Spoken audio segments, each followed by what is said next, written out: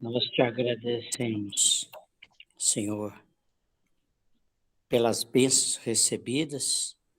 Nós te pedimos, Senhor, pelos enfermos de nossa igreja, nossos amigos que se encontram enfermos também.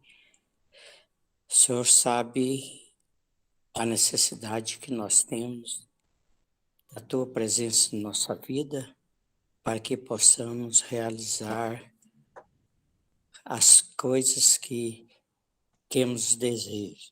Senhor, te peço pela nossa igreja, pelos nossos pastores, pastor Fábio, pastor Márcio Alonso, pelos nossos presbíteros, pelos nossos diáconos. Eu te peço também pelos nossos irmãos em Cristo. Em qualquer lugar desse planeta, Senhor, que estejam reunidos em teu santo nome, Senhor. Ouve, Senhor, nosso clamor, nossas orações. Alivia, Senhor, do peso, Senhor, que temos dessas guerras, dessas doenças que têm assolado as nossas nações e o nosso povo, Senhor.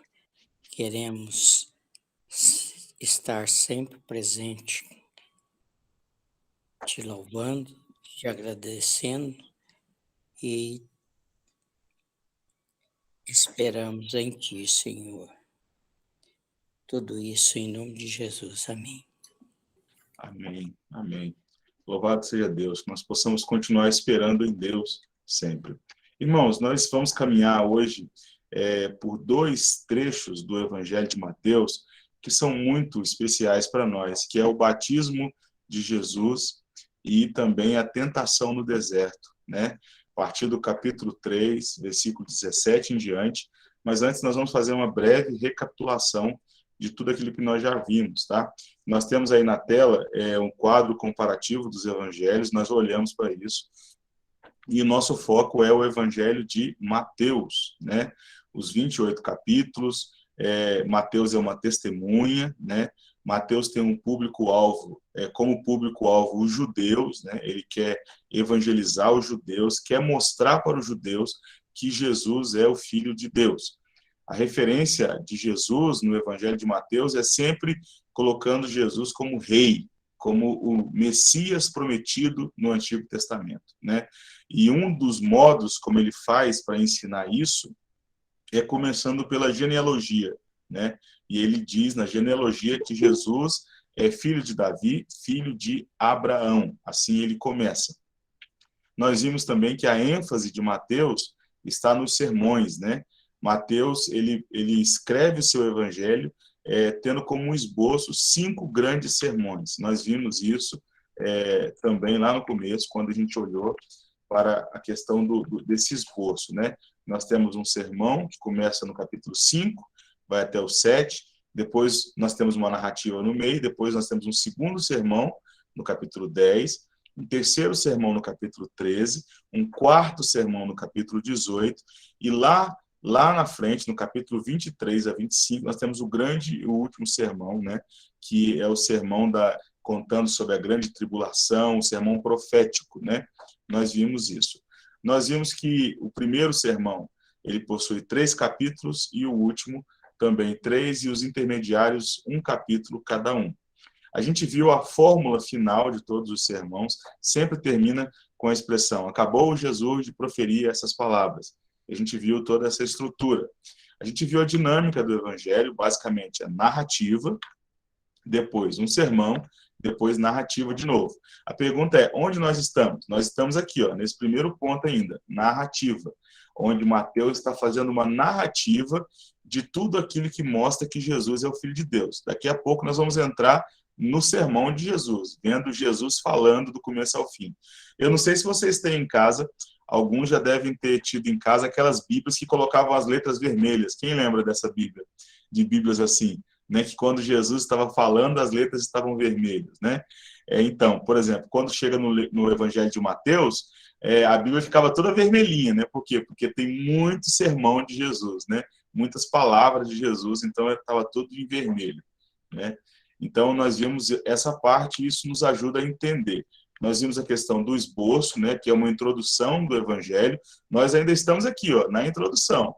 Hoje nós vamos terminar essa introdução aqui do Evangelho de Mateus. Depois nós temos o Sermão do Monte, né, o desenvolvimento do ministério, sermão aos discípulos, a oposição ao ministério, sermão sobre as parábolas do reino, o ministério na Judéia e a oposição ferrenha, sermão sobre o maior no reino dos céus, o fim se aproxima, o último grande sermão, né? Paixão, morte e ressurreição. Isso aqui é o escopo do Evangelho. Nós ainda estamos lá no começo ainda, começando o período introdutório. Algumas características do Evangelho a gente precisa sim, relembrar. Primeira característica é o Evangelho do reino. Por quê? Porque ele vai falar do reino de Deus toda hora. Por que ele fala do reino toda hora? Quem lembra? Quem pode me falar? Por que Mateus usa muito essa expressão reino de Deus? Ele usa essa expressão reino de Deus em vários momentos, porque os judeus estão vivendo sobre uma opressão. Opa, pode falar, Paulo. Eu escrevi para os judeus. Ele escreveu para os judeus que estavam vivendo sobre uma opressão do Império Romano, né? Depois da queda, né, de Jerusalém, Israel deixou de ser um país, deixou de ser uma nação, né, livre, né? Então, quando Mateus vai falar de Jesus, ele fala do reino de Deus, isso traz uma esperança, não é? Porque pensa, o povo que vive em opressão agora vai viver debaixo do reino de Deus. É isso que ele quer mostrar. Depois nós vimos sobre o evangelho do cumprimento. Por que é o evangelho do cumprimento? Porque é o evangelho onde mais aparece isso aqui, ó, para que se cumprisse o que fora dito por intermédio do profeta, né? Ou seja, toda hora Mateus retoma o Antigo Testamento para poder explicar o que está acontecendo, tá? Também é um evangelho que apresenta uma relação entre Jesus e Moisés, não é? Por quê? Olha só, Moisés é o legislador de Israel, nasceu num período de escravidão, foi perseguido na infância por um tirano, fugiu para o Egito, 40 anos no deserto e entregou a palavra de Deus ao povo da aliança. E Jesus? Olha, Jesus escreveu 5 sermões, de acordo com Mateus, nasceu também num período de dominação, foi perseguido na infância por um tirano, foge do Egito, fica 40 dias e 40 noites no deserto, sendo tentado, e entrega as palavras de Deus ao povo da aliança. Ele que prega, mostra para o povo o que Deus quer de todos eles. Então, isso também fica muito claro aqui no Evangelho de Mateus. Outra coisa é o Evangelho da oposição. Tá? Em nenhum outro Evangelho Jesus sofreu tanta oposição como sofreu aqui no Evangelho de Mateus. Em vários momentos nós vemos os fariseus se levantando, todo mundo brigando com ele. Então esse é também um Evangelho da oposição. Agora, Fábio? Oi? Só uma pergunta, mas João também fala muito dessa questão, né, da oposição dos fariseus contra Jesus, né? Sim, essa é uma característica muito marcante em Mateus, mas não significa que seja apenas em Mateus, né? Ela também aparece muito em João, né? E em João, às vezes, os traços, né, da narrativa ficam até um pouco mais assim dramáticos, sabe? Porque, por exemplo, quando você chega no capítulo 6 de João, você vê que a oposição não é apenas dos fariseus, é a oposição também dos discípulos. Porque os discípulos também ficam contra Jesus quando ele fala assim, olha, vocês vão ter que comer da minha carne, né?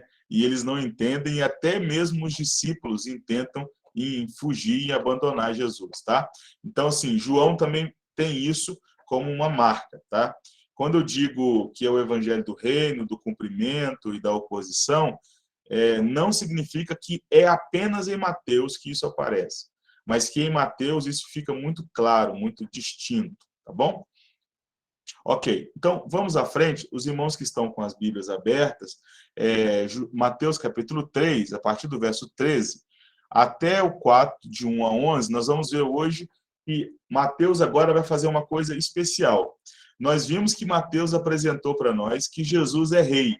E uma das coisas que ele fez para nos mostrar isso, é mostrar o quê? A visita de quem? dos magos. Vocês lembram, né? Os magos foram e levaram presentes até Jesus.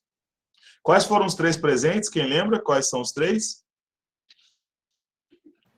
Ouro, incenso e mirra? Ouro, incenso e mirra, né? Ouro para um rei, né? Incenso, né? Para um mortal, né? Para alguém que vai, de fato, como se fosse um sacerdote, né? Mostrando Jesus como sacerdote. E a mirra, né? Mostrando Jesus como um ser humano, né? A mirra era um perfume que, às vezes, até mesmo era usado para poder embalar as pessoas que iam morrer, né? Então, tudo isso está presente aí na entrega dos reis magos, dos reis magos, não, dos magos, né? Os presentes a Jesus. E aí, agora, nós vamos ver que Mateus vai tomar o cuidado de nos apresentar 2 outros temas muito importantes para nós. Primeiro, Jesus é o novo Israel. Vocês lembram que lá atrás, quando a gente viu que Jesus estava lá no Egito, é dito que Jesus sobe do Egito, e aí Mateus fala assim, e isso aconteceu para que se cumprisse as escrituras, do Egito chamei o meu filho. Então, no Antigo Testamento, muitas vezes, quando Deus se dirigia ao povo de Israel, chamava o povo de Israel de filho, tá? Israel de filho. E nós vamos ver que Mateus vai usar isso aqui e vai nos apresentar Jesus como o novo Israel. Nós vamos ver que naquilo que Israel fracassou, Jesus vai vencer. Jesus vai ser vitorioso. E ele vai apontar também que Jesus não é só o novo Israel, mas Jesus também é o Filho de Deus. Nós vamos ver isso no batismo, né? Então vamos olhar agora com calma os textos à frente e acompanhar. Primeiro, o batismo de Jesus. Esse ponto aqui é muito importante, o batismo de Jesus. A primeira coisa que eu gostaria que vocês guardassem, ou aqueles que estão anotando, anotassem aí, é que o batismo de Jesus, ele tem 2 características muito importantes. A primeira característica é que o batismo, ele aponta o começo de um novo êxodo. Êxodo. O batismo é o começo de um novo êxodo. E nós vamos aprender isso aqui agora. Vamos ler o texto. Olha só, eu vou ler aqui esses primeiros 3 versículos. Diz assim a palavra de Deus. Por esse tempo, dirigiu-se Jesus da Galileia para o Jordão, a fim de que João o batizasse. Ele, porém, o dissuadia, dizendo, eu é que preciso ser batizado por ti, e tu vens a mim? Mas Jesus lhe respondeu, deixa por enquanto, porque assim nos convém cumprir toda a justiça. Então ele o admitiu. Nós terminamos, semana passada, lendo que Jesus é aquele que, na semana retrasada, né, que Jesus foi morar em Nazaré. Nazaré fica onde? Na Galileia, certo? E João está pregando aonde? João está pregando na Judéia. Note uma coisa, Jesus, ele vai para a Judéia pregar depois do capítulo 10, mas aqui já nos apresenta Jesus indo para a Judéia no começo do seu ministério, para quê? Para ser batizado por João. João estava batizando na Judéia. E aí ele vai até João, e quando ele chega até João, João percebe que aquele ali, de fato, não é uma pessoa comum, e João fala assim, eu é que preciso ser batizado por ti, e tu é que vens a mim, né? E aí Jesus responde, olha, deixa assim por enquanto, porque convém cumprir toda a justiça. Daqui a pouco nós vamos entender um pouco melhor isso. Mas antes da gente entender, a gente precisa ter um pouco mais de contato com a palavra, que vai ser muito usada agora nesse começo, que é a palavra batismo. E na última aula, o nosso irmão Paulo Sérgio fez uma pergunta sobre a origem do batismo, né? Aonde surgiu essa palavra. E, curiosamente, quando a gente vai fazer uma pesquisa sobre isso, a gente percebe que no Antigo Testamento, essa palavra não foi usada, tá? Essa palavra é uma palavra, obviamente, uma palavra grega, mas no Antigo Testamento, uma palavra que era usada para simbolizar o ato de alguém mergulhar, é uma palavra diferente. Nós vamos olhar aqui agora, que é a palavra itbol. E nós vamos ver aonde aparece pela primeira vez essa palavra lá no Antigo Testamento.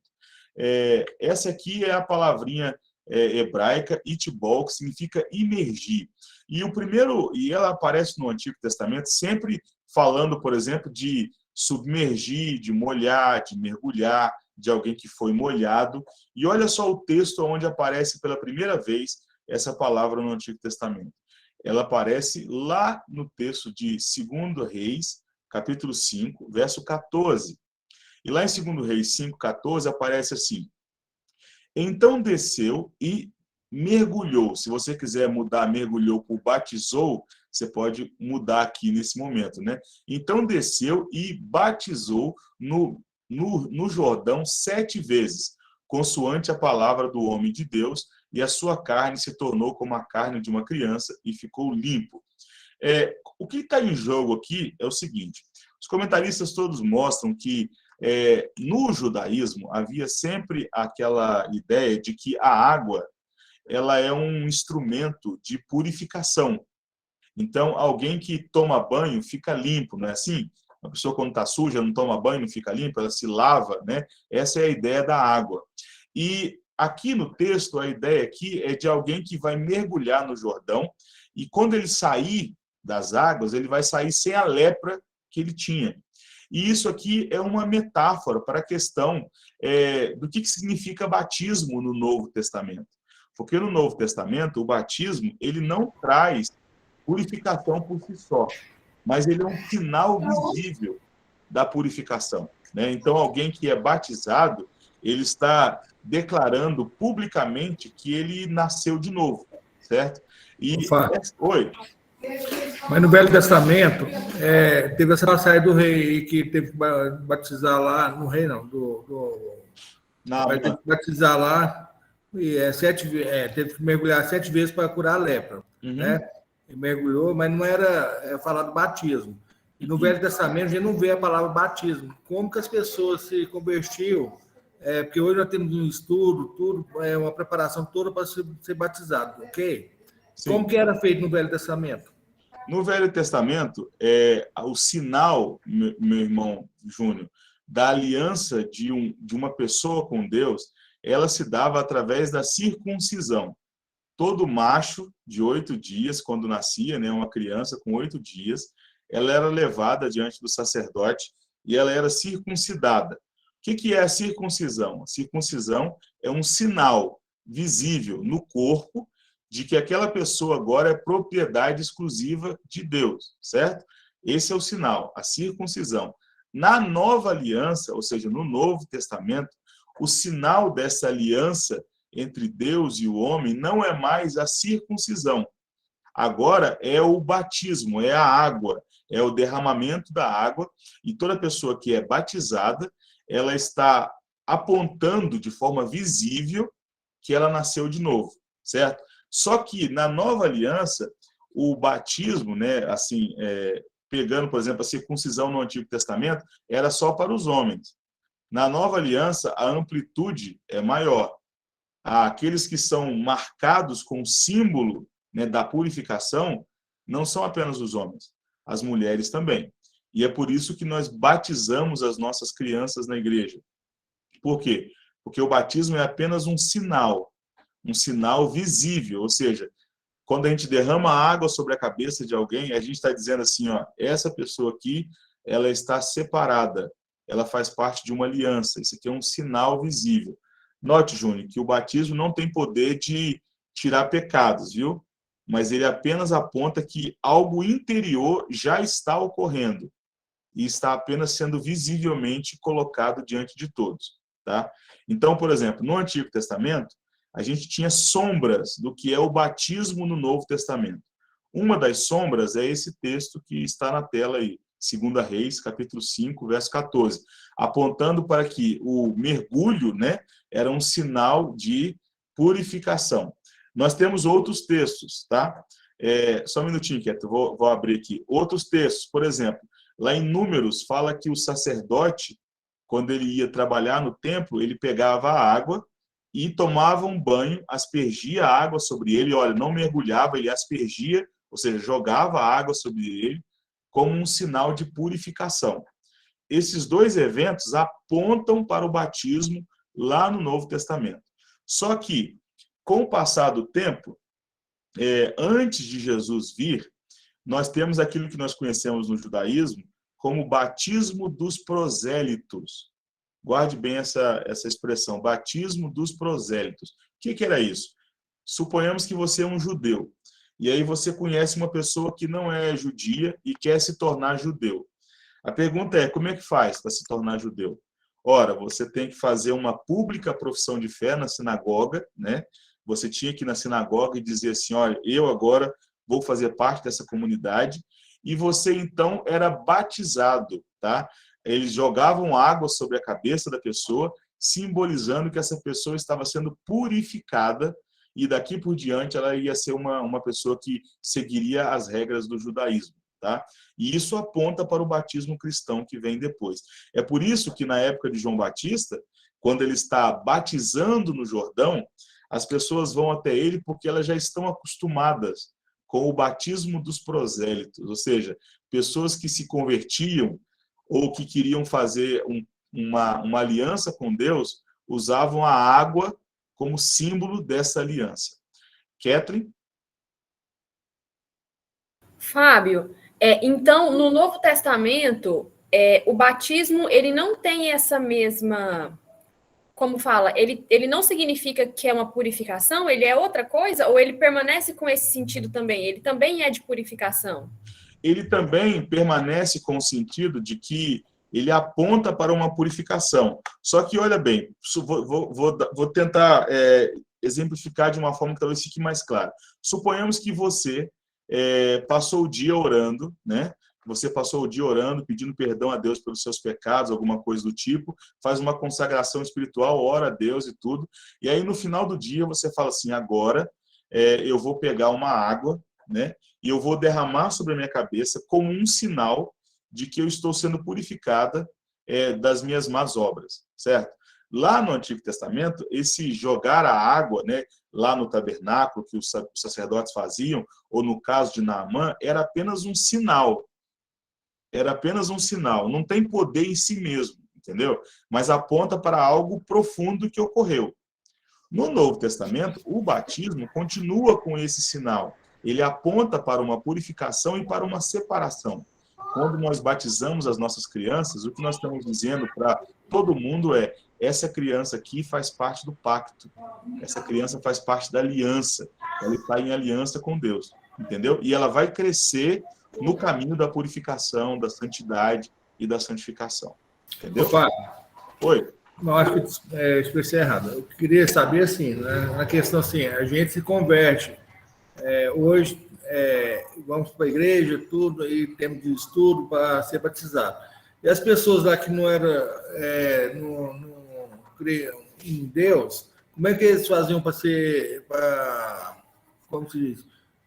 Para ter a mesma religião dos judeus? Eles eram circuncidados, meu irmão. Então, por exemplo, se você entra para o judaísmo, a primeira coisa que vai ter que acontecer é vocês serem circuncidados, né? O homem, no caso, né? O homem era circuncidado e a circuncisão era um sinal, né, de que você fazia parte do povo. Agora, depois do exílio, como eu disse, começou a acontecer o batismo dos prosélitos. O que é isso? É que a pessoa, para ela entrar para o judaísmo, ela tinha que se circuncidar e ela tinha que passar por um ritual de purificação de água derramada sobre a sua cabeça. Entendeu? Entendi. Marlene? Fábio, tiro uma dúvida. No caso, a forma como é feito o batismo não interfere? Tipo assim, nos dois textos que nós estamos lendo, fala que aqui fala mergulhou, no caso de Naamã, e quando no batismo de Jesus, fala que quando Jesus saiu da água, dá a entender que foi por imersão, tá? Sim. A forma do batismo acontecer é apenas mera questão teológica? Não é nenhuma questão teológica, tá?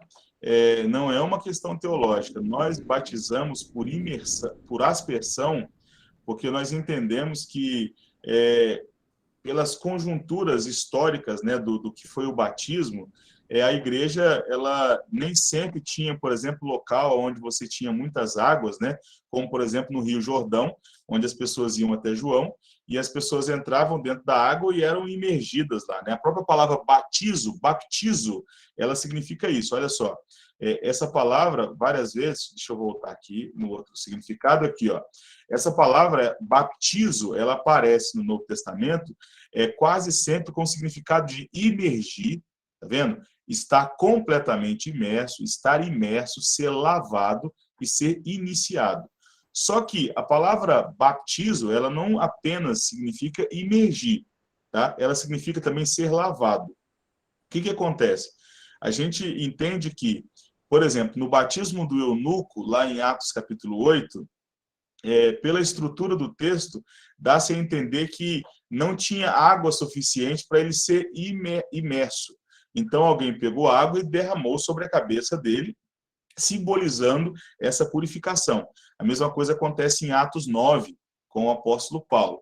E é por isso, por exemplo, que a Igreja Presbiteriana do Brasil, ela adota o batismo por aspersão. Mas, por exemplo, se você chegar na Igreja Presbiteriana e tiver sido batizado numa igreja evangélica por imersão, você é aceito como membro. Isso não é uma questão teológica de ser pecado ou não ser, tá?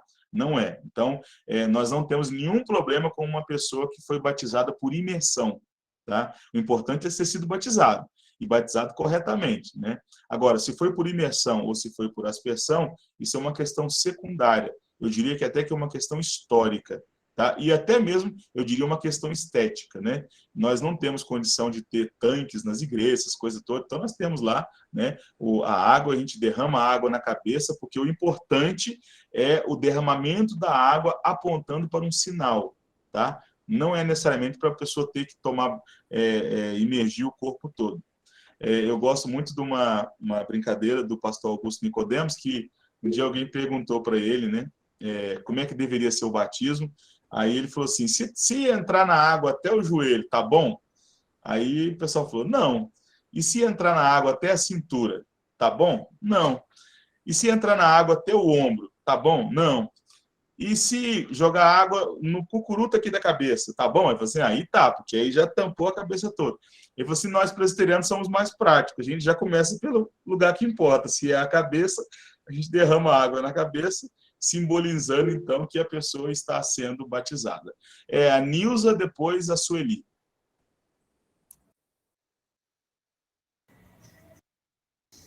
Não, já respondeu a minha pergunta, porque tem igrejas aí que não aceitam o batismo, tem que mergulhar. Se não mergulhar, não é batizado. Pois isso é uma besteira, porque a palavra baptizo significa, de fato, imergir, mas ela significa também lavar, né? E não necessariamente lavar o corpo todo, era simplesmente um símbolo, né? E olha só, o importante do batismo é que a água, ela aponta para um símbolo, gente. É só isso. O símbolo do quê? De que está ocorrendo uma purificação e uma marcação daquela pessoa agora como parte do reino de Deus. Sueli? Ô, Fábio? Sim. Por exemplo, eu fui católica há muitos anos, tal, depois eu me converti, né, eu fui batizado por imersão. Aí quando eu comecei a frequentar, eu vi o diferente aí na presbiteriana.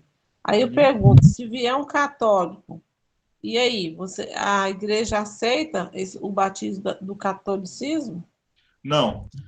O batismo católico não é aceito por uma questão muito simples. Não é apenas a questão de que eles batizam como nós, jogando água na cabeça. É a questão de como se é entendido o batismo, tá? O batismo, para nós protestantes, é um sinal de que a pessoa agora está em comunhão com Deus e que aquela família é a família da aliança e que aquela família está prometendo cuidar e colocar aquela pessoa nos caminhos corretos. Na Igreja Católica, o batismo também tem a ver com regeneração batismal. Um católico entende que quando uma pessoa é batizada, automaticamente ela está salva, tá? Ela está salva. E não é o caso. A Bíblia não ensina dessa forma, entendeu? Então, para nós, não importa, por exemplo, irmã Sueli, se é por imersão ou se é por aspersão. mas para nós importa o sentido do batismo, o porquê, o como foi batizado, ok? Certo, obrigada. Amém. Então, Paulo, por favor, Paulo, eu preciso te perguntar, eu consegui explicar ou não? Fique à vontade. Ficou. Ok. Fábio, eu não sei se você ligou, não sei se eu perdi um pouquinho essa ligação, quando a Kathleen te falou dessa conotação que antes o batismo era para purificação, né? E se hoje ainda é assim, aí eu lembro que quando João Batista falou, ele falou assim que era o batismo de arrependimento, não foi? Uhum. E viria Isso. o outro que batizaria com o Espírito Santo, não foi? Foi, porque quando... Já que você falou tanto sobre batismo e tal, já aproveita o pacote e liga isso para nós. Tá bom, porque é assim, Mariana, qual que era a grande mensagem de João Batista? A mensagem de João Batista era a mensagem: arrependei-vos, porque é chegado o reino dos céus. Ou seja, todo mundo que estava ali, que estava ouvindo a mensagem dele, imagina assim, ó, suponha, né, no final da mensagem, e aí João Batista vai lá e fala assim: quem entendeu e quem acreditou no que eu estou falando? Aí todo mundo levantou a mão: eu entendi. Então vem aqui agora que eu vou derramar água sobre você como símbolo dessa purificação, como símbolo desse arrependimento. É por isso que é batismo para arrependimento. Só que note só, aquele batismo de João era apenas um derramamento de água na cabeça, simbolizando que a pessoa estava arrependida. Mas eu te pergunto, isso transformava o coração dela? Não. O batismo de Jesus é o quê? É quando nós, os cristãos, vamos ser imersos em Cristo Jesus. Aí o negócio é diferente. Esse é o batismo do Espírito. Porque agora o Espírito Santo não vai ser derramado sobre nós como uma água. Ele vai morar em nós. Ele vai estar dentro de você. E esse é o batismo com o Espírito. Tá? Essa é a grande diferença. Júnior? Não, agora é eu. Eu até comentei com você. A família da minha mãe, tudo é pentecostal, né? Aí na cidade do interior lá é engraçado. Aí quando a gente senta todo mundo junto, eu fico até sem graça. Eles dão paz do Senhor para todo mundo. Mas para mim eles não dão paz do Senhor, de jeito nenhum. Aí um dia eu fui visitar lá e levanta os evangélicos. Eu levantei. Obrigado às pessoas no evangelho também. Fábio, eu quase saí dessa igreja. É por causa do batismo, né? Que eles não aceitam. Então, eu sou de família assembleiana, né? E aqui temos alguns irmãos aqui também que têm essa genealogia do fogo aí, né? Tem a Marlene, tem a Kathleen Diego, tem um povo aí. O que o pessoal... Até o Márcio me perguntou isso esses dias, né? Numa última aula, sobre a questão do Espírito Santo. Por quê? Porque para alguns deles, ser batizado no Espírito Santo significa uma outra experiência depois da conversão, né? Quando você é convertido, você é batizado no Espírito, à medida que você é colocado dentro do corpo de Cristo. Mas depois, como lá em Atos capítulo 2, tem um derramamento do Espírito Santo, que é uma capacitação extra para o cumprimento da tarefa cristã, né? Então, a pessoa recebe um dom, por exemplo, de falar em língua, um dom profético, dom de cura, alguma coisa do tipo. Nós entendemos que não dá para separar essas duas coisas, tá? Nós entendemos que no momento da conversão, a pessoa é batizada no Espírito Santo, ela é colocada, entendeu, no corpo de Cristo através do Espírito Santo. Essa é a distinção principal que a gente faz. E uma outra distinção é que nós cremos que o Espírito Santo trabalha em nós e nos dá dons de acordo com a vontade de Deus. Então, por exemplo, alguns dons que a gente vê lá no livro de 1 Coríntios, na carta, né, de 1 Coríntios, alguns dons em Atos dos Apóstolos, nós entendemos que aqueles dons ali eram dons específicos para os apóstolos e para aquele momento. Não significa dizer que Deus não continua trabalhando, Deus não continua curando, Deus não continua falando hoje. Mas hoje, por exemplo, o ministério profético é o ministério do pregador da palavra, que transmite a palavra, né? O ministério, por exemplo, de revelação, ele se cumpre em Jesus Cristo, né? Hebreus 1 fala assim: havendo Deus outrora falado através dos pais, pelos profetas, pelas profecias, hoje nos fala através de Jesus Cristo, que é o ápice da revelação. Janaína, esses dias nós estávamos conversando sobre isso, né, Janaína? Sobre a questão da revelação. Eu estava falando, olha, a revelação máxima na igreja é Jesus Cristo. Ele é o ápice da revelação. Nós vamos tocar mais nesses assuntos mais à frente, tá? Mas eu preciso caminhar aqui um pouco e eu fico muito feliz dessa participação porque é muito importante que a gente converse, a gente expresse as dúvidas e quando eu não conseguir responder, prometo para os irmãos que vou estudar durante a semana para poder responder no próximo momento. E se você não achar que a resposta foi satisfatória, fale, né? Ó, eu não entendi ainda. E a gente continua até a gente ir aprendendo junto, tá? Então, irmã Nilza, quando os irmãos lá da Assembleia de Deus te tratam como uma não irmã em Cristo, por causa da questão da diferença do batismo, eu te digo, primeiro, não é todo assembleiano que é assim, tá? A gente não pode dizer assim, a Assembleia de Deus é assim. Tem muitos irmãos na Assembleia de Deus que são sábios, que estudam bem a palavra, e tem muitas igrejas que não fazem assim conosco. E aqueles que fazem assim com você, na verdade, eles estão equivocados e carecem das nossas orações. Amém? Essa divisão não pode ocorrer, né? A gente precisa deixar isso claro. Vamos à frente, então. Por que Jesus teve que ser batizado nas águas do Jordão? Por quê? Jesus não é filho de Deus? Essa é uma boa pergunta, né? Por que ele teve que ser batizado? Fábio. Oi? Ah, não, pode continuar. Pode falar, se quiser, fica à vontade. Não é porque eu ia interromper sua fala, mas é só porque, assim, uma vez eu estava ouvindo uma pregação do como é que ele chama? Do Hernandes Dias Lopes, e aí ele disse, assim, que o fato de Cristo ter passado pelo batismo de João Batista foi porque ele levou os nossos pecados, né? Então, ele tinha que ser batizado porque ele levou os nossos pecados na cruz, né? Eu fiquei assim, uai.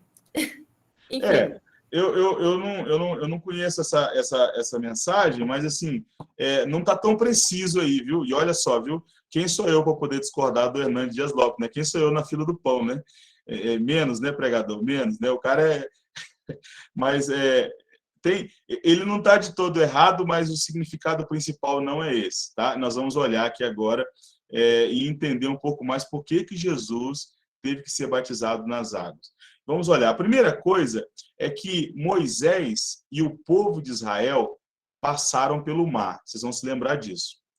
E guarde bem uma coisa. Quando Moisés e o povo de Israel passam por dentro do Mar Vermelho, aquilo é encarado como uma passagem no meio das águas, certo? E olha só, eles estão saindo do Egito. Estão indo para onde, gente? Para a Terra Prometida. A passagem no meio do Mar Vermelho é um simbolismo muito importante daquilo que é o batismo, tá? Morte para o Egito e vida agora para a Terra Prometida, para a nova vida. Não é isso que o batismo significa também? Um sinal de que eu estou morrendo para o mundo e vivendo para Deus?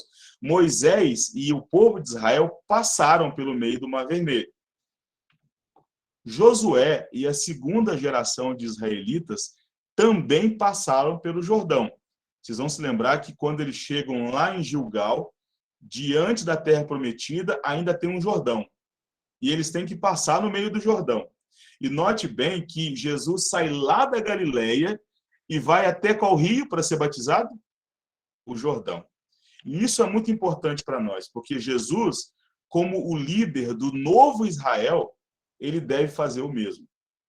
Note que Moisés e o povo de Israel passaram pelo meio do mar e falharam. Eles falharam. Josué e a segunda geração de israelitas também passaram pelo meio do Jordão e falharam. Jesus agora, como líder do novo Israel de Deus, vai fazer o mesmo, mas não vai falhar. Tá? Sueli, pode falar. Fábio, então é por isso que fala, quando a gente batiza, do novo êxodo. Isso, Isso, é porque o novo êxodo significa o seguinte: nós estamos saindo do Egito e entrando agora onde? No reino de Deus. Né? O batismo, ele também é um símbolo do êxodo, porque é alguém que está saindo do Egito e está entrando agora na igreja, está entrando agora no meio do povo de Deus, no reino de Deus. Jesus é o primeiro, gente. Ele tem que entrar primeiro. E é por isso que ele fala assim, ó, deixa eu ir primeiro, né? E olha só que interessante. Quem pode ler, por favor, essas duas frases que estão aí? E esse pastor é um pastor presbiteriano muito querido, G. Cabil, e ele é um homem de Deus. Hoje nós vamos usar bastante ele aqui, ele vai nos ensinar bastante sobre essa questão. Quem pode ler para mim, por favor? Leiam com bastante atenção, porque são frases assim, muito especiais para a nossa compreensão. Eu posso ler. Obrigado, Jonathan. Toda a justiça. Jesus veio para corrigir o que Israel e Adão fizeram errado. Toda a justiça se refere à obediência de Jesus à vontade e aos mandamentos de Deus em todo o seu ministério. Ou seja, Israel passou pelo meio do Jordão, pelo meio do Mar Vermelho, e mesmo assim errou. O povo de Israel passou pelo Jordão e mesmo assim errou. Adão é o nosso primeiro pai e pecou. Jesus, ele é chamado na Bíblia de o novo Israel e de o novo Adão, né? O segundo Adão. E ele não vai errar. E é por isso que ele pode dizer, para que se cumpra toda a justiça. Mas vamos à frente. Olha só, o batismo não apenas apresenta a questão do novo êxodo, essa mudança, tá? Mas o batismo também apresenta a questão da nova criação. Porque o que acontece lá no texto? Quem pode ler, por favor, versículo 16 e 17, está na tela. Quem pode ler? Posso ler. Batizado Jesus, saiu logo da água, e eis que se lhe abriram os céus, e viu o Espírito de Deus descendo como pomba, vindo sobre ele. E eis uma voz dos céus que dizia, este é o meu Filho amado, em quem me comprazo.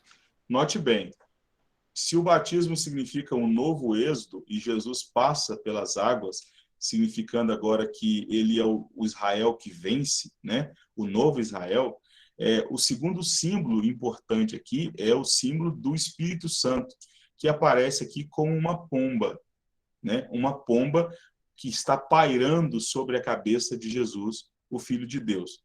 Mas a pergunta é, existem outros textos na Bíblia que falam sobre uma figura semelhante e que pode lançar luz sobre isso aqui? Existe. Vamos olhar primeiro para Gênesis 1, do versículo 1 ao versículo 2. Olha só o que diz. No princípio criou Deus os céus e a terra. A terra, porém, estava sem forma e vazia. Havia trevas sobre a face do abismo e o Espírito de Deus pairava por sobre as águas. Note bem, a expressão aqui pairava, o verbo pairar aqui, significa uma atividade semelhante à que a pomba está fazendo sobre a cabeça de Jesus. Ela está... Já viu quando no céu você vê, por exemplo, um passarinho que ele está voando, de repente ele para e ele fica ali batendo as asas ali, olhando aquilo ali? O texto aqui de Gênesis diz que o Espírito de Deus estava sobre a criação de Deus, cuidando da criação de Deus, protegendo a criação de Deus. E o texto de Mateus, quando fala de Jesus como o grande Senhor da criação, a primeira coisa que vai nos apontar é o Espírito Santo está sobre ele, assim como estava sobre o mundo criado lá em Gênesis capítulo 1, verso 1 a 2. Mas não é só isso que está. Olha só, Gênesis 8, verso 1, diz assim, lembrou-se Deus de Noé e de todos os animais selváticos e de todos os animais domésticos que com ele estavam na arca. Deus fez soprar um vento sobre a terra e baixaram as águas. Na hora de traduzir, às vezes essas coisas não ficam muito claras. Mas está vendo essa expressão aqui, fez soprar um vento? Está vendo essa expressão, fez soprar um vento? A expressão soprar aqui no Antigo Testamento é a expressão ruar. Ruar é a expressão espírito. Tá? É a expressão espírito. Note que quando as águas do dilúvio estão baixando, o Espírito de Deus está sobre as águas. Deus sopra o seu Espírito sobre as águas e as águas estão baixando. Isso apontando para o ministério do Espírito Santo, que, olha só, isso para nós é muito importante, irmãos. Isso vale mais de R$1 milhão, viu? Quando Deus resolve destruir a terra com o dilúvio, Note bem, depois do dilúvio, o que aparece? O sopro do Espírito sobre as águas. E o que vai aparecer depois? Uma nova criação, né? Um novo tempo. Uma nova humanidade vai continuar agora com as coisas, né? E olha só, eles vão errar de novo, né? Eles vão fazer tudo errado de novo. Mas o Espírito Santo está aqui também neste começo. E não está só aqui. Olha só o outro texto. Gênesis 8, de 8 a 11. Quem pode ler, por favor?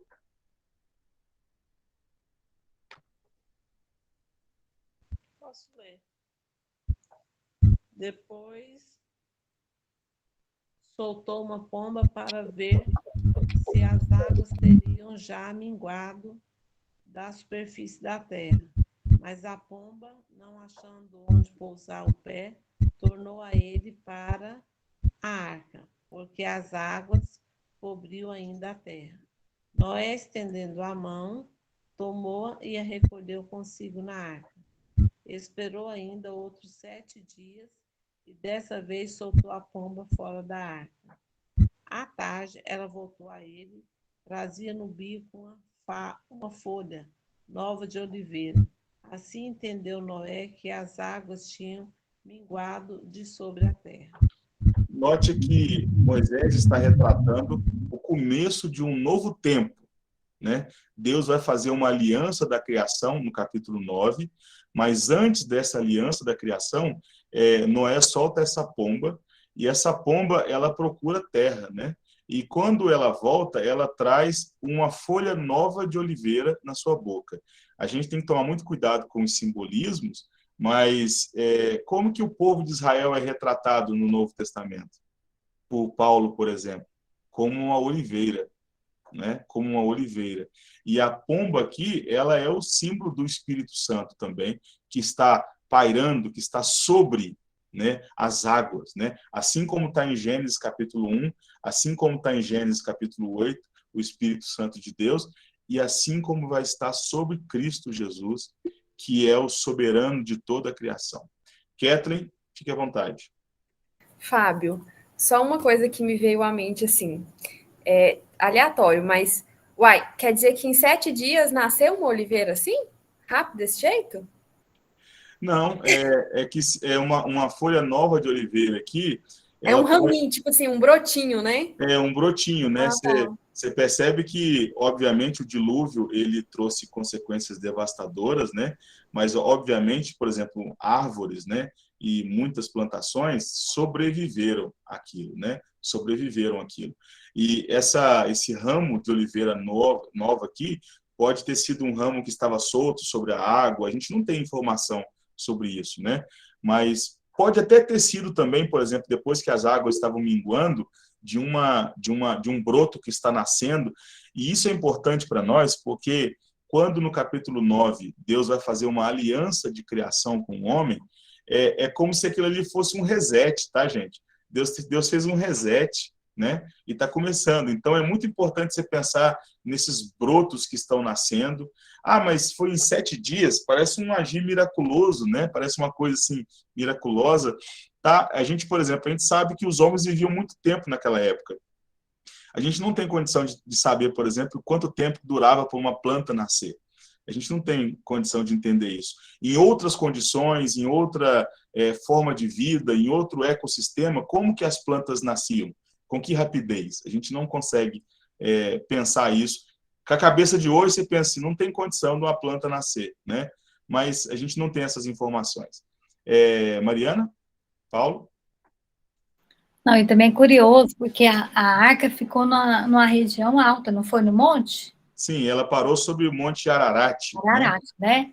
Uhum. E também, assim, nós não temos até alface hidropônica criada na água, por que a oliveira não sobreviveria debaixo da água?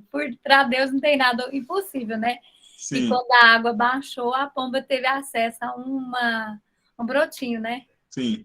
O importante aqui é Mas observar são que... detalhes que a gente sempre, que a gente está estudando a Bíblia, que a gente vai viajando nessas histórias todas, é muito gostoso. Eu sou assim, tipo Kathleen mesmo, né, Kathleen? Amém. Olha, e sempre guardem, essas perguntas são importantes, viu? Por que em 7 dias? Por que essa? Isso é importante a gente fazer essas perguntas, porque isso aguça o nosso entendimento. O foco aqui é mostrar que, tanto em Gênesis 1, como em Gênesis 8, como em Mateus capítulo 3, o Espírito Santo se faz presente. O Espírito Santo está sobre a criação. E o Espírito Santo está presente sobre Jesus, por quê? Porque Jesus, como o novo Israel e o novo Adão, vai entrar daqui a alguns momentos numa tarefa muito difícil. Porque assim como Adão foi tentado no jardim, e assim como Israel foi tentado no deserto, Jesus também vai ser tentado como o novo Israel. E a pergunta é, Adão fracassou, Israel fracassou. E Jesus? Né? Essa é uma boa pergunta. Vamos ler mais um texto. Eu vou colocar aqui na tela. Por favor, quem pode ler esse texto para mim? Posso ler. A pomba que voa acima da água no batismo de Jesus é um eco da pomba que desceu sobre as águas do dilúvio de Noé. Fato que indicava também que as águas estavam se afastando da terra seca, para que a nova humanidade habitasse sobre a terra e cumprisse a comissão dada originalmente a Adão. O que Deus manda Adão fazer? Crescer, multiplicar e encher a terra. Adão falhou por causa do pecado e a humanidade teve que ser destruída. A nova humanidade agora tem os mesmos mandamentos de Adão. Crescer, multiplicar e encher a terra. Mas eles vão falhar também. Mas o segundo Adão não vai falhar. Ele vai crescer e multiplicar e o seu povo é a igreja. E nós estamos rumo à terra prometida. E nós vamos não pelos nossos méritos, mas pelo mérito do nosso Pai, que é Cristo, que é o cabeça. Ok? Então, isso é muito importante para a gente se lembrar. E aí, olha só, o batismo de Jesus significa o começo de um novo êxodo, como eu já falei, e uma nova criação que veio para revogar as maldições da queda por meio das curas, cruz e ressurreição. O primeiro ato dessa obra foi derrotar o diabo nas tentações do deserto. É para isso que Jesus foi batizado. Porque aquele ato, ele simbolizava agora, ele está sendo o novo homem, ele é o novo Israel. E ele vai ser tentado pelo diabo no deserto. Cristo começa a reinar sobre os poderes do mal ao começar a cumprir a comissão adâmica para governar e subjugar, em contraste com o primeiro Adão, que foi governado e subjugado pela serpente. O primeiro Adão tinha que governar e subjugar, mas ele falhou. O segundo, o Israel de Deus, também tinha que governar e subjugar. Vocês lembram disso? O que foi o mandado de Deus para quando eles entrassem na Terra Prometida? O que eles tinham que fazer? Tomar tudo. Não era isso? Não era para tomar tudo e dividir a terra? Eles fizeram dominar isso? Sobre os povos, não era? Eles fizeram isso? De jeito nenhum. Pelo contrário. Né? O primeiro Adão foi dominado pela serpente, o Israel de Deus foi dominado também. Né, Mariana? Eles caíram na idolatria. E o segundo Adão? Agora vem as provações de Jesus no deserto. E eu não vou entrar nela, porque já são 8h57. Nós vamos falar disso na próxima semana. Mas eu gostaria só de dar um spoiler, porque eu gosto muito de olhar para essa frase aqui. Ó. Vou passar aqui à frente. Olha só que frase importante. O Espírito Santo que unge Jesus no batismo é o Espírito que o acompanha até o deserto. Jesus vai ao deserto para ser tentado, mas ele não vai sozinho. Como um novo Adão, ele está acompanhado do seu ajudador idôneo.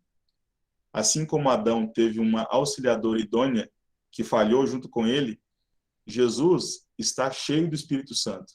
E ele tem, então, o seu ajudador idôneo. E ele não vai falhar. Ele não vai falhar nas tentações do deserto. E isso a gente vai olhar na próxima semana. Alguém tem mais alguma pergunta? A gente ainda tem alguns minutos. Eu não gostaria de entrar, porque o assunto é extenso, e aí a gente pode demorar muito. Marlene? Fábio, por várias vezes aí, tem duas coisas que eu queria tirar dúvida. Por várias vezes é falado do Espírito Santo, e a gente sabe da Santíssima Trindade, ele já está presente desde o início. A Uhum. minha pergunta é, como que eu falo disso para outra? Como é que eu falo disso quando eu me refiro àquele momento que Jesus sobe e diz: não vos deixarei órfão, mas enviarei o Espírito Santo Consolador. Deu para entender minha pergunta? Sim, sim. Entendeu? Por quê? Porque, assim, o Espírito Santo está presente desde o início, Uhum. certo? Uhum. E aí, assim, qual que é a ênfase? Como que eu posso explicar isso quando eu falo para outra pessoa, ou quando eu tenho que falar do Espírito Santo, nesse momento como consolador? Então, vamos lá. Quando nós falamos da expressão eu enviarei outro consolador, é que assim, quando Jesus vem e ele é o novo Adão, ele é o cabeça da nova humanidade, e agora nós vamos nascer dele, né? Nós agora somos filhos que nascemos do Espírito. Nós agora estamos em comunhão perfeita com Jesus, como nosso rei, como nosso pai, né? Como nosso protetor. Só que esse reino de Deus e essa comunhão com Cristo, ela ainda não é completa. Nós temos comunhão com Cristo, mas essa comunhão ela é apenas no nosso espírito, né? Mas assim como ele ressuscitou, nós ainda não ressuscitamos. Nós ainda temos um corpo mortal, aonde o pecado habita, uma natureza pecaminosa. Quando nós falamos, Marlene, que o reino de Deus está entre nós estamos dizendo assim, o reino de Deus ele está aqui, mas não completamente, né? Ele ainda não é uma realidade completa, certo? E aí Jesus, depois de instaurar o reino dele, de morrer pelo seu povo e tal, ele fala, eu vou preparar morada para vocês. A pergunta é, tá, se o senhor vai, nós vamos ficar sozinhos? Nós vamos ficar sem nada, né? Nós vamos ficar aqui, mas assim, e as lutas, e as tribulações, e esse mundo que nos odeia. E aí o que diz? Eu vou enviar o Consolador, o meu Espírito. O meu Espírito vai estar com vocês, vai estar capacitando vocês para a jornada, vai estar colocando dons na vida de vocês, vai estar auxiliando vocês na oração, vai estar auxiliando vocês nas tarefas ministeriais, né? Até que eu volte. E quando eu voltar, eu vou estar com vocês para todo sempre, de forma única, plena e total. Por ora, nós temos o seu Espírito que habita em nós. Por isso que, por exemplo, Paulo, quando ele fala em Romanos 8, daqueles que são guiados pelo Espírito, ele fala assim, olha, quanto mais você diz não para a sua carne, quanto mais você busca a Deus, mais cheio desse Espírito, dessa graça você vai estar. Então, você vai ter muito mais condições de enfrentar as coisas deste mundo. E aí entra uma coisa que talvez esteja dentro daquilo que o Márcio perguntou também. Quando lá em João, o Espírito Santo... Sim, é correto dizer, Kathleen, que no Antigo Testamento, o Espírito Santo ele vinha sobre as pessoas de forma esporádica. Por exemplo, nós vemos o Espírito Santo sobre Sansão, né? O Espírito Santo veio sobre Sansão. O Espírito Santo veio sobre Moisés e Josué lá no tabernáculo, quando eles falavam no Espírito Santo. O Espírito Santo veio, por exemplo, sobre os reis, né? Por exemplo, Davi foi cheio do Espírito Santo. O próprio ato de um rei ser ungido é um símbolo do Espírito Santo, um símbolo do derramamento. Ele é ungido pelo Espírito Santo. Só que quem é o rei que é ungido agora no texto que nós lemos aqui em Mateus capítulo 3? É o próprio Cristo Jesus. Ele é cheio do Espírito Santo por excelência. E nós somos o quê? Nós somos o povo dele. E se nós somos o povo dele, nós também precisamos ser cheios do Espírito. O que vai acontecer em Atos capítulo 2? A descida do Espírito Santo, para nos encher, certo? Só que o nosso enchimento do Espírito Santo, ele é para nos capacitar para essa jornada até a volta dele. Por quê? Porque até a volta dele é perseguição, é martírio, é sofrimento, é calúnia, é difamação, é morte, é assalto, é roubo, é tantas outras coisas. Então, o Espírito Santo precisa estar agindo em nós. Então, quando, Marlene, nós falamos do Consolador, do Espírito Santo que está em nós estamos falando do quê? Jesus foi e nos deixou uma provisão para a jornada. Quem é essa provisão? É o próprio Espírito dele que habita em nós. E lá em João, quando Jesus vai falar do Espírito Santo, ele fala assim, e ele não falará de si mesmo. A tarefa dele é apontar para mim, e é apontar para o Pai, e é convencer o homem do pecado e do juízo. Esse é o trabalho do Espírito Santo. E é por isso que os nossos irmãos pentecostais, às vezes, erram nesse ponto, e é porque eles entendem que o Espírito Santo deve ser entendido de forma independente. Não é assim. A Bíblia diz que o Espírito Santo ele vem para poder apontar para Jesus. Esse é o ponto. Não é que o Espírito Santo não possa ser notado, mas o Espírito Santo está no nosso meio para sempre apontar para Jesus, para sempre apontar para Deus, para a glória de Deus.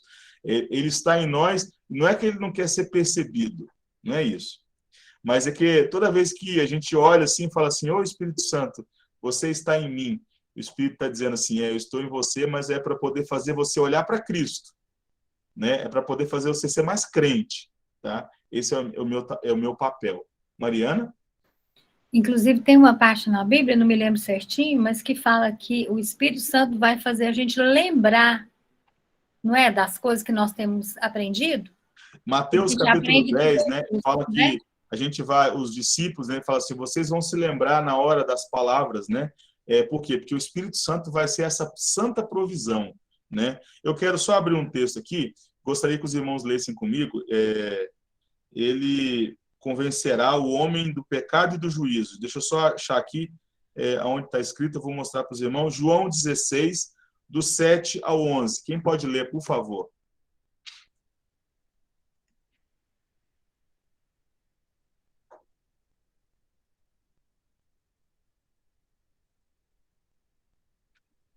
João 16, 7 a 11. Quem puder ler? Posso ler, Fábio. João 16, 7 a 11.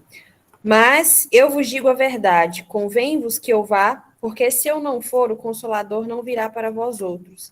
Se, porém, eu for, eu vos enviarei. Quando ele vier, convencerá o mundo do pecado, da justiça e do juízo.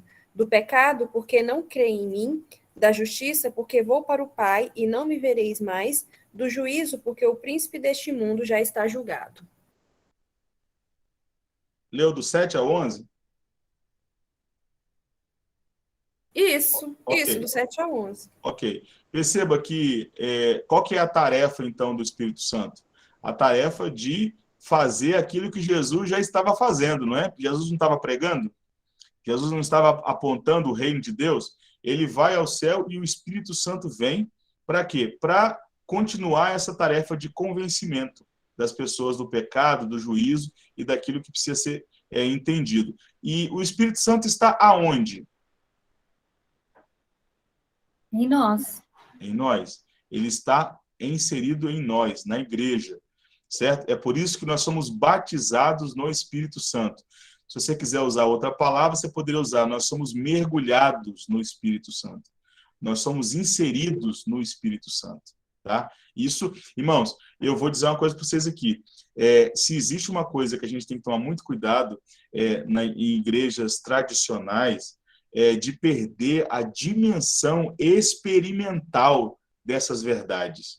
Não dá para dizer assim, eu sou cheio do Espírito Santo e não gostar de oração, não gostar de leitura bíblica, não gostar de pregação, não gostar de amar ao próximo, de não ter o coração ardendo pelas coisas de Deus. Não dá. Porque se você é cheio do Espírito Santo, irmão, você é diferente nesse sentido. Seu coração pulsa pelas coisas de Deus. Tá? Nilza? Fato. Deus que nos escolhe, não é nós que escolhemos a Deus, não é isso? Sim. Aí, tá. Aí quando eu creio em Jesus Cristo como o meu único Salvador. Aí eu já ouvi na igreja que aí a palavra mesmo diz que você está salvo. Né? E a partir do momento, vamos supor que mais para frente você sai da igreja e afasta. Se acontecer alguma coisa, vamos supor, você morre, você está condenado ou você está salvo? Porque eu quero te perguntar no sentido assim, você já falou lá que crê em Jesus Cristo como seu único salvador, né?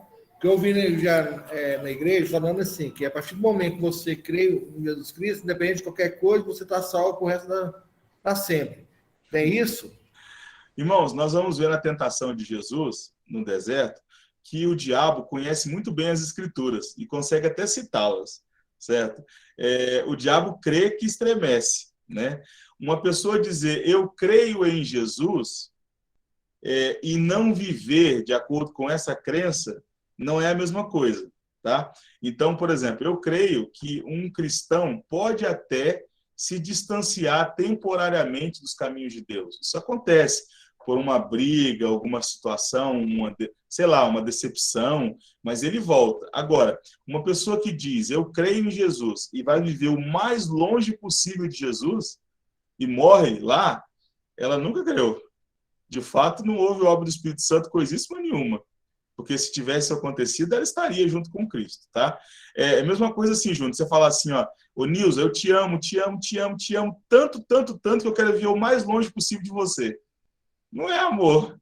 Não é amor. Não é amor. Entendeu? Então, assim, tem que tomar muito cuidado com isso. A pessoa falar assim, eu acredito que Jesus existe, não diz nada. Entendeu? Não diz nada. Agora, se você confessa com a boca e com seu coração você crê para o arrependimento, aí sim. Amém?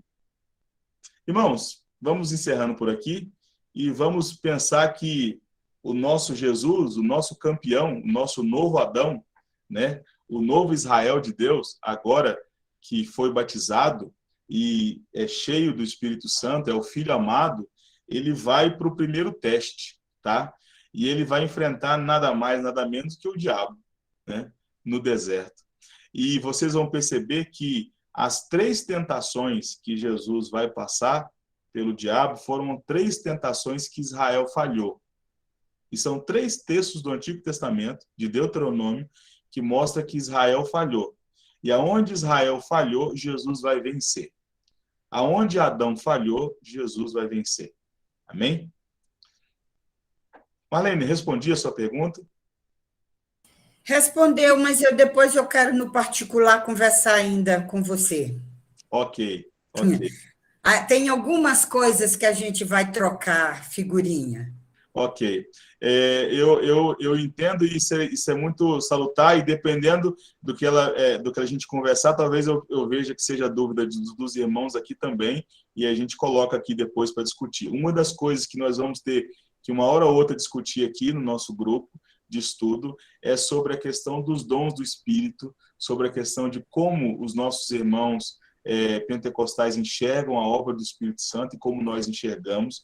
Note, é um tema que nós estamos falando de... Aqui na minha biblioteca, no mínimo, eu devo ter aqui uns 70 livros sobre o assunto.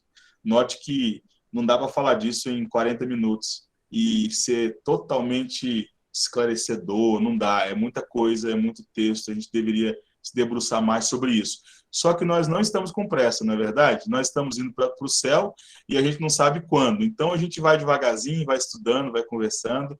Se os irmãos tiverem outras dúvidas, se quiserem colocar no privado, podem colocar e a gente vai conversando sobre isso também. Amém, meus irmãos? Nós queremos agradecer a Deus pela presença de todos. Nós vamos tirar a nossa selfie aqui de toda terça-feira. Quem puder abrir a sua câmera aí, para a gente poder tirar essa selfie aqui. Também quero agradecer a Deus pela vida da nossa irmã Carmen, né, irmã Carmen? Recebeu uma bênção aí, né? Que maravilha, ficamos muito felizes com a sua bênção, que Deus te abençoe nessa nova etapa aí no trabalho. E louvado seja Deus por isso. Nós tivemos temos tantas notícias ruins, né? A gente ora por tantas pessoas com Covid, com dengue, com luta, e de repente, quando o irmão conta que recebeu uma bênção, a gente fica, oh Deus, muito obrigado, isso é bom.